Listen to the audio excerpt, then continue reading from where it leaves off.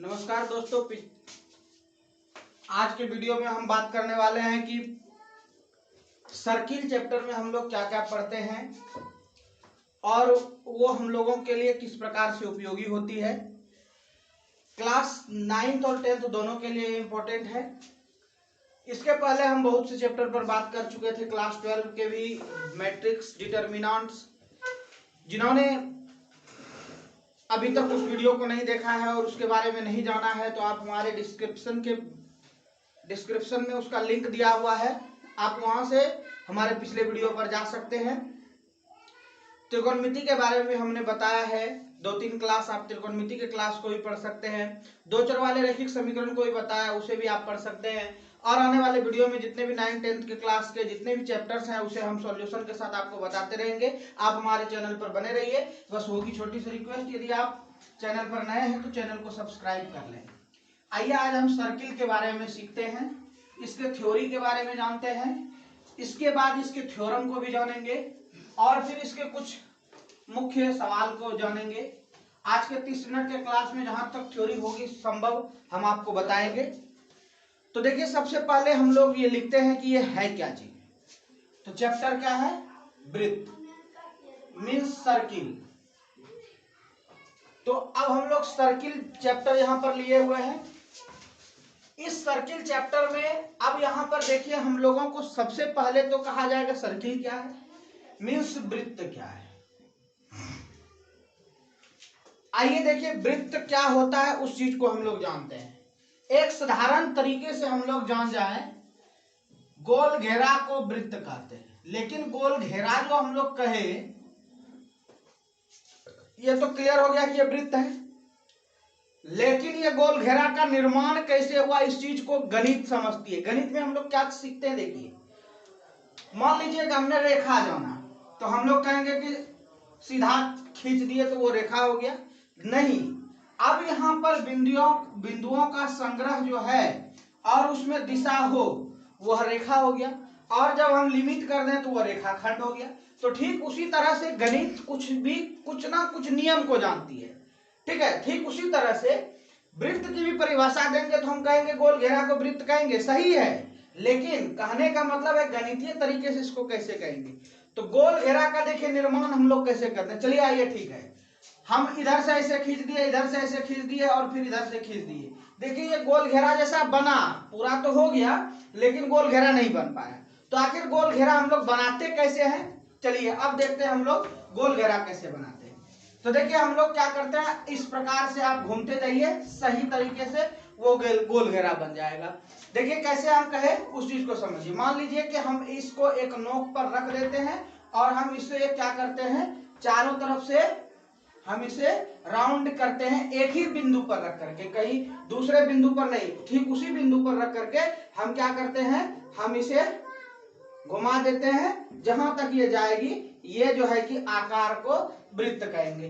तो क्या हुआ, देखिए क्या किए, एक बिंदु हमने लिया था और कुछ दूरी लिए। देखिए अभी तो हम क्या किए, इतना दूरी लेकर के किए। अब इसी को हम लोग देखिए इस दूरी के साथ भी खींच सकते हैं, इस दूरी के साथ भी हम घुमा सकते हैं और उससे छोटी दूरी ले सकते हैं। देखिए इधर से इस दूरी के साथ भी हम लोग ले सकते हैं, इससे भी बड़ा दूरी ले सकते हैं। तो दो चीजें इसमें आया, क्या, एक निश्चित बिंदु होनी चाहिए और एक निश्चित दूरी होनी चाहिए। उसके बाद जो हम घुमा देंगे, जो आकृति बना देंगे, जो घेरा बना देंगे, 3 चीजें हुई। क्या, एक निश्चित बिंदु, ये हो गया निश्चित बिंदु, यानी कि एक पॉइंट लेनी है जो कि निश्चित पॉइंट हो जाए, डेफिनिट पॉइंट हो जाए। दूसरा, एक दूरी लेनी है, निश्चित दूरी, मतलब कि डिस्टेंस चाहिए हमें कुछ। उसके बाद डिस्टेंस भी हो गया।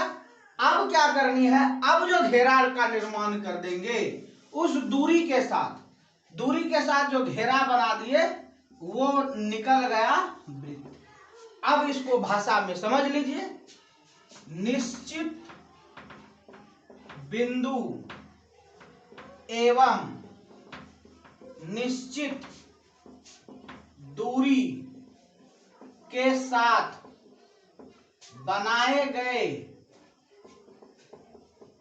घेरा की आकृति को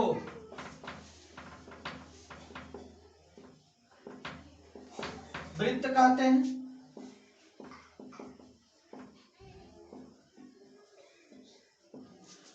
क्लियर हो गई डिफिनेशन। निश्चित बिंदु एवं निश्चित दूरी, निश्चित बिंदु एवं निश्चित दूरी के साथ बनाए गए घेरा को वृत्त कहते हैं। क्लियर। इसमें हम लोगों को ये लाइनिंग देनी जरूरी नहीं है, लेकिन दूरी सेम है। यदि यहां से यहां तक 4 cm है तो इधर भी 4 ही cm होगा, यानी कि ये निश्चित दूरी के साथ बनाए गए आकृति को वृत्त कहते हैं। एक डिफिनेशन क्लियर। आगे बढ़ते हैं। अब अभी तक जो चीज इसमें निर्माण हुआ है उसमें से 3 चीजें दिख रही। क्या? एक जो यहाँ पर बिंदु है अंदर में, वह एक हो गया। यहां से बिंदु से लेकर के इस घेरा तक जो मिला हुआ है वह दूसरा चीज हो गया, और एक जो घेरा बना वो 3 चीज हो गया। तो ये 3 चीजों की हम लोगों को यहाँ पर दिख रहा है। 3 आकृति में से 3 टुकड़े दिख रहे हैं, इसकी शाखाएं दिख रहे हैं। वो क्या चीज है उसको अब हम लोग जान जाते हैं। तो क्या है? ये जो बीच की जो बिंदु है वह मूल बिंदु मीन्स ओरिजिन कहलाती है। ठीक है, जिसको हम लोग केंद्र कहते हैं। ठीक है, तो ये वृत्त का केंद्र हो गया। तो केंद्र यहां पर लिखते हैं। तो केंद्र क्या हुआ? ये मध्य बिंदु है। ठीक है, वृत्त के सबसे मध्य मतलब बीच में है, किधर से भी दूरी ना पा जाए। मध्य देखिए किसको कहते हैं। मान लीजिए कि एक आदमी को हमने इधर खड़ा किया, एक आदमी को हमने इधर खड़ा किया, और बीच में एक को खड़ा किया, तो क्या होगा? ये जो है मान लीजिए x है और ये PQ है, तो PQ के मध्य में x खड़ा है। तो ये तो हो गया कि सीधा रेखा पर हम लोग। लेकिन मान लीजिए कि कोई इस जगह पर खड़ा है और इसके समान दूरी के साथ इतना आदमी खड़ा है, तो ये जो समान दूरी हुआ, इस समान दूरी के साथ जो बीच में यहां पर है वो हो गया क्या? वो हुआ बिंदु। उस बिंदु को कहते हैं वो केंद्र पर खड़ा है। कहां खड़ा है? केंद्र पर। तो इसको कहते हैं मध्य। वृत्त के मध्य बिंदु को केंद्र कहते हैं। मध्य मतलब बीच के बिंदु को केंद्र कहते हैं। क्लियर? क्या हो गया?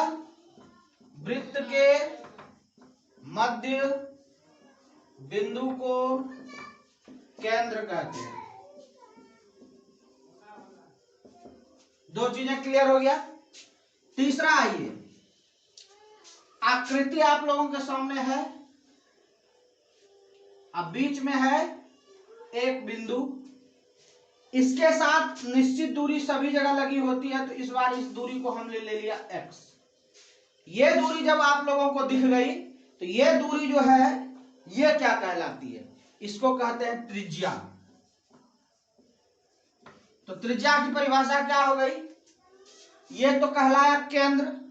अभी इस चीज को हम लोग नहीं जानते हैं, तो इस चीज को नहीं जानते हैं तो घेरा कह दीजिए, यानी वृत्त की घेरा। घेरा को कहते हैं परिधि, यानी कि केंद्र से परिधि तक की दूरी त्रिज्या कहलाती है। केंद्र से, ये हो गया केंद्र, ये हो गया परिधि। परिधि तक की दूरी त्रिज्या कहलाती है। इसे R से सूचित किया जाता है। ठीक है, इसे हम लोग इंग्लिश में रेडियस कहते हैं। उसके बाद किसी भी वृत्त में अनंत त्रिज्याएं होती है। कैसे? देखिए, एक यहां खींचे, एक यहां खींचिए, ऐसे खींचते जाइए। देखिए ये क्या हो रहा है? अनंत त्रिज्याएं इसमें निर्मित हो रहा है। यही नहीं, यदि हम आकृति को छोटा बड़ा करते हैं, मान लीजिए कि एक बड़ा सा आकृति हम बना लेते हैं, उस बड़े आकृति में भी जब हम देखेंगे तो क्या होगा? उसमें बहुत सी त्रिज्याएं खींची जाएगी, और बड़ा सा आकृति ले लेंगे तो त्रिज्याएं अनंत खींची जाएगी। मतलब कहने का कि कोई भी वृत्त हो उसके अंतर्गत अनंत त्रिज्याएं खींची जा सकती है। लिखेंगे किसी वृत्त में अनंत त्रिज्याएं होती हैं।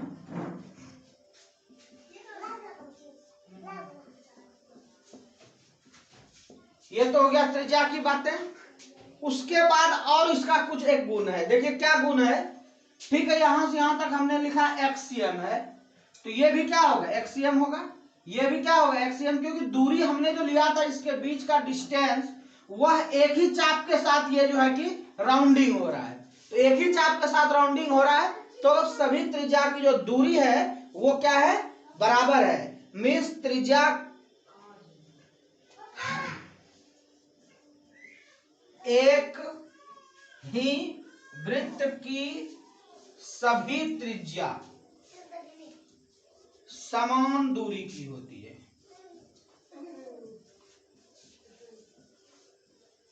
ठीक है, एक ही वृत्त की सभी त्रिज्या समान दूरी की होती है।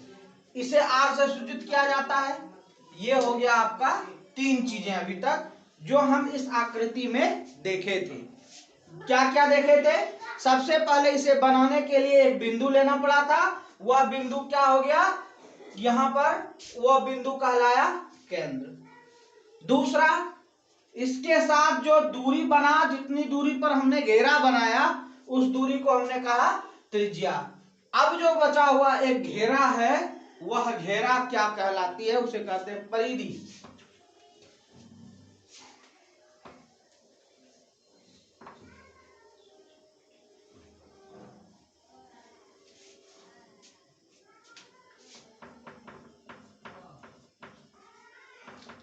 तो परिधि क्या हुआ, देखिए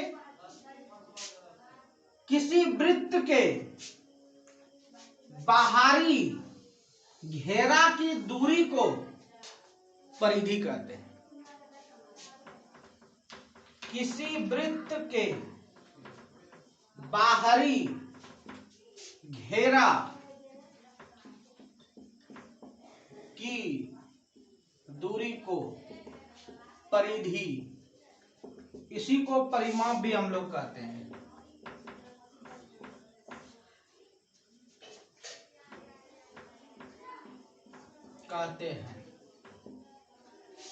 जिसका मान 2πr होता है। हम लोग आगे जाकर के पढ़ेंगे इसे। अब ये तो था कि साधारण जब तीन बातें हम लोग इसमें बनाए तो, परंतु इसके अंतर्गत बहुत सी चीजें हैं।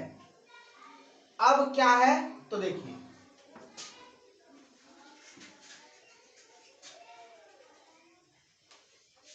ये हो गया वृत्त के अंदर केंद्र और त्रिज्या। अब एक चीजें आती है व्यास, डायमीटर होती है। अब देखिए, मान लीजिए कि हमने ये त्रिज्या लिखा, इसको मान लिया r, और यहां से यहां तक हम लोगों ने खींचा फिर से r, तो ये किससे जाकर के मिला है, केंद्र से। जो चीजें हमने किया है उसको लिखते हैं। परिधि से केंद्र एवं केंद्र से परिधि, या इसी को देखिए दूसरे भाषा में लिखते हैं, यहां से यहां तक को परिधि से परिधि। देखिए, परिधि से परिधि तक जो केंद्र से होकर जाए। अब देखिए, ये केंद्र से होकर के जा रही है, परिधि से हमने सीधा चला गया परिधि तक, जो कहां से गया, केंद्र से, व्यास कहलाती है।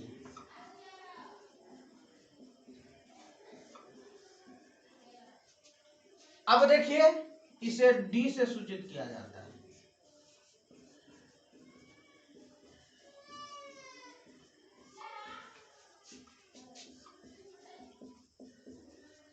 अब d से सूचित किया गया तो क्या कई गो r मिल करके ये बना, 2 गो r, तो d बराबर हो गया 2r, या r बराबर d/2।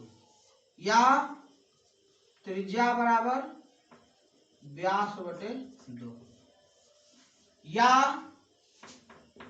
त्रिज्या व्यास की आधी होती है, या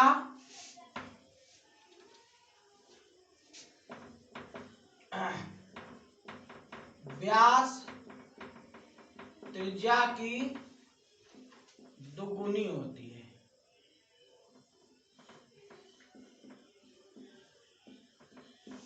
ये क्लियर हो गया आपका व्यास। इसी में और भी चीजें पढ़ते हैं।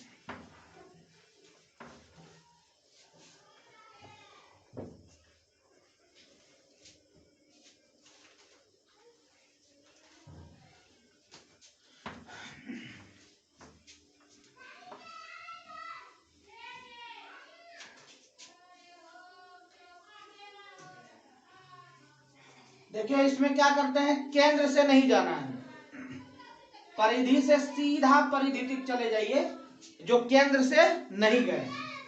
और भी ले लेते हैं वैसा एग्जांपल, परिधि से परिधि तक सीधी रेखा, इसका भी नाम होता है जीवा।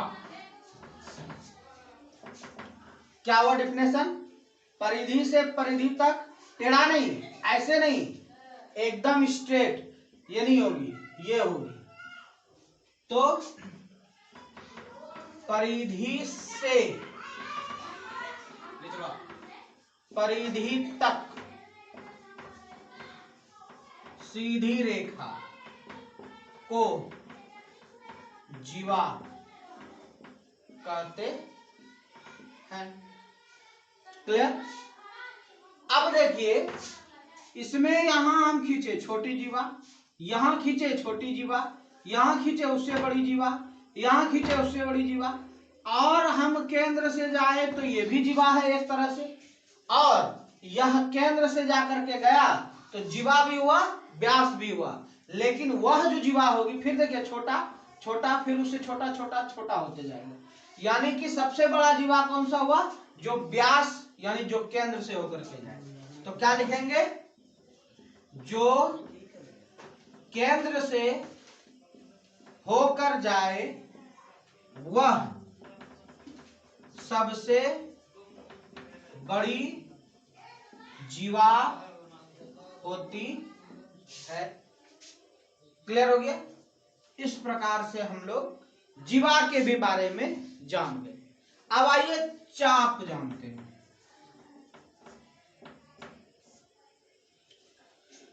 अब देखिए चाप कैसे जानते हैं, चाप क्या होता है, ये देखिए, ये हम लोग बना दिए वृत्त।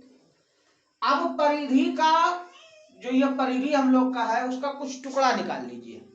फॉर एग्जाम्पल ए बी हमने निकाल लिया, यह चाप कहलाएगा। तो क्या, परिधि के किसी दो बिंदु को, परिधि के किसी दो बिंदु को हम लोग चाप कहते हैं, जो केंद्र के साथ जुटा हुआ हो।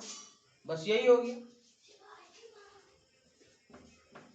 परिधि के किसी दो बिंदु एवं केंद्र को मिलाने वाली रेखा चाप होती है।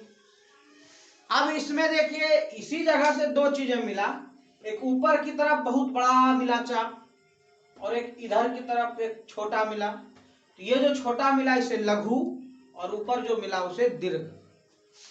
ये दो प्रकार के होते हैं।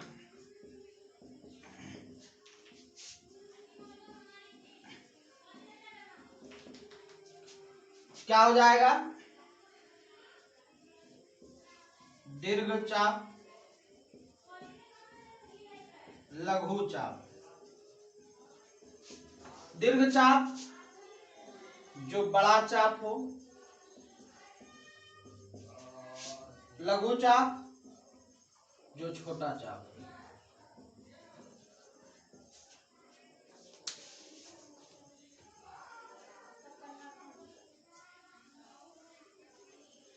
अब इसमें हम लोग त्रिज्यखंड और वृत्तखंड के बारे में भी जान जाते हैं। अब यहां पर देखिए त्रिज्यखंड और वृत्तखंड क्या होगा। जो हम लोगों ने एक आकृति बनाया हुआ यहां से यहां तक है और इसे केंद्र के साथ हम लोग कर दिए, तो यह जो आकृति होगी यह त्रिज्यखंड होगी।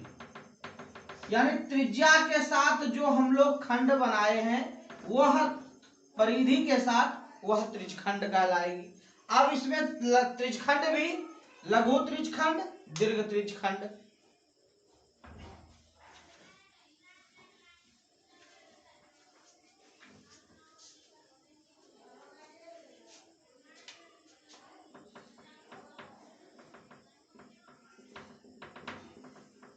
त्रिज्या, दो को त्रिज्या ले लेना है, एवं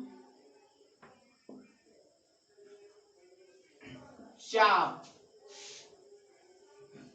के साथ बना क्षेत्र त्रिज्यखंड कहलाती है।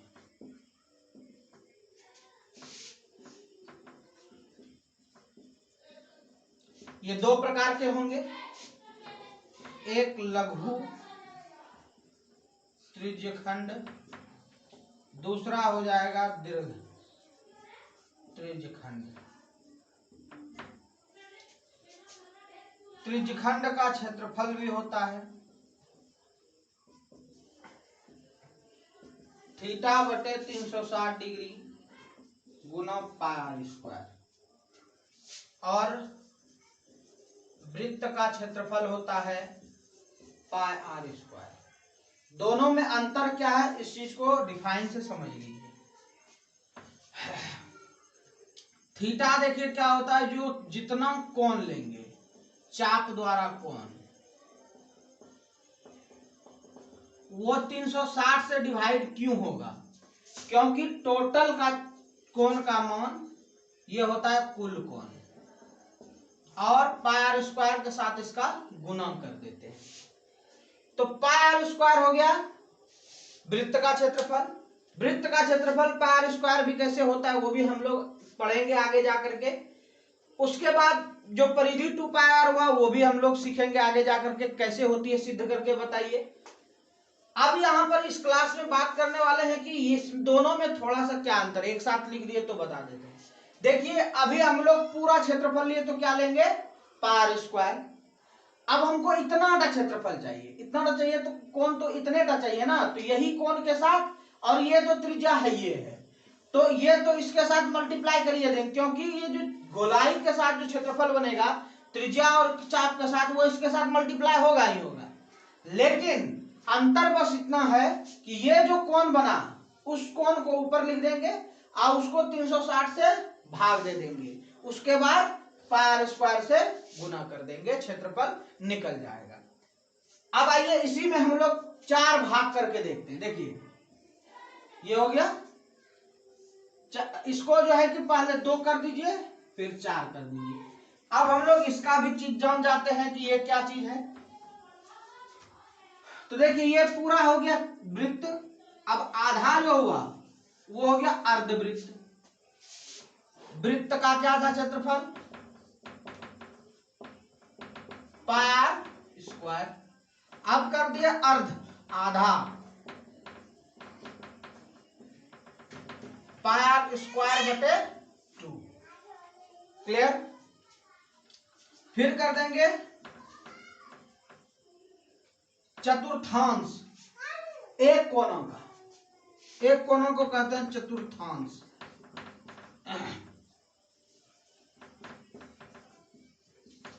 पाई आर स्क्वायर बटे 4। ये तो याद रखने के लिए। कोण के माध्यम से आइए जानते हैं कि ये कैसे होगा। देखिए पूरा वृत्त का क्षेत्रफल थीटा कितना हो जाएगा 360, उसको भाग किससे देना है 360 गुना पाई आर स्क्वायर, एक बचा पाई आर स्क्वायर। क्लियर हो गया। अर्धवृत्त का लेते हैं तो ये कोण कितना होता है 180, 180 डिग्री बटे 360 पाई आर स्क्वायर, 180 दूनी 60, 2 नीचे आ गया, ये हो गया इसका क्षेत्रफल। चतुर्थांश का लेते हैं,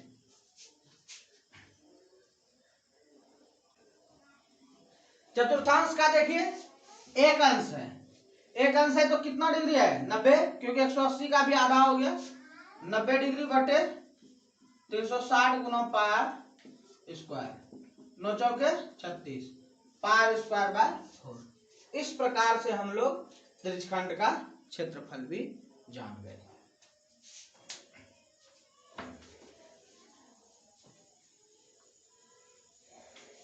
अब आइए वृत्तखंड जान जाते हैं। देखिए यहां से यहां तक देख लीजिए, ये हो गया। अब क्या करेंगे, यहां पर देखिए त्रिभुज है और ये है त्रिज्यखंड। अब त्रिज्यखंड का क्षेत्रफल निकाल करके ये त्रिभुज का क्षेत्रफल हम लोग उसमें यदि माइनस कर देंगे तो ये बचेगा वृत्तखंड का क्षेत्रफल।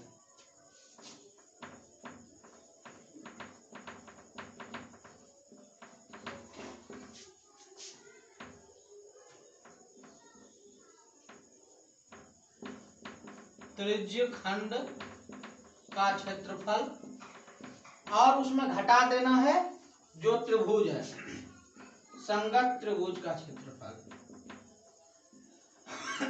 जो आएगा वो हो जाएगा वृत्त का क्षेत्रफल। ये तो था आप लोगों का वृत्त की थ्योरी।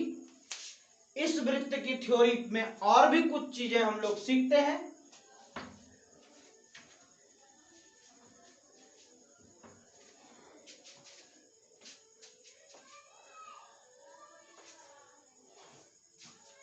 और थोड़ी सी चीजें जान जाते हैं। नेक्स्ट डे हम लोग इसके थ्योरम और इसके सवाल को जानेंगे। देखिए ये है आपका वृत्त, ये केंद्र, ये देखिए यहां से हम एक सीधी रेखा इसमें स्पर्श करते हुए खींचेंगे, ठीक है। ये क्या हो गया, स्पर्श बिंदु। क्या हो गया, स्पर्श रेखा, और इस जगह हो गया स्पर्श बिंदु, ठीक है। वैसी परिधि पर जाने वाली सीधी रेखा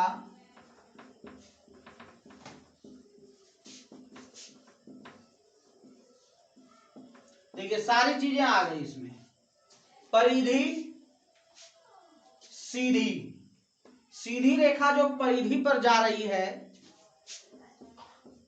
उसे प्रतिच्छेद ना करें। अब ये क्या लिखे इसको भी समझ लीजिए।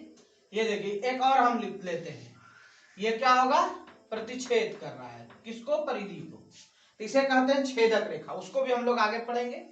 ये हो गई सीधी, ठीक है, ना करे, वह क्या कहलाती है, वृत्त की स्पर्श रेखा।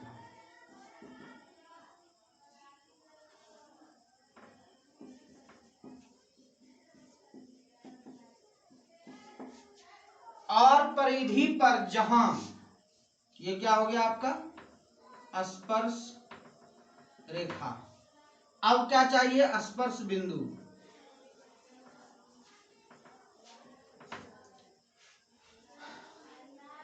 स्पर्श रेखा परिधि पर जहां स्पर्श करती है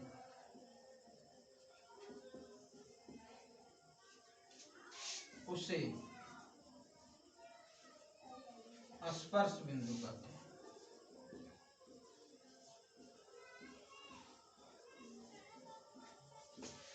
क्लियर।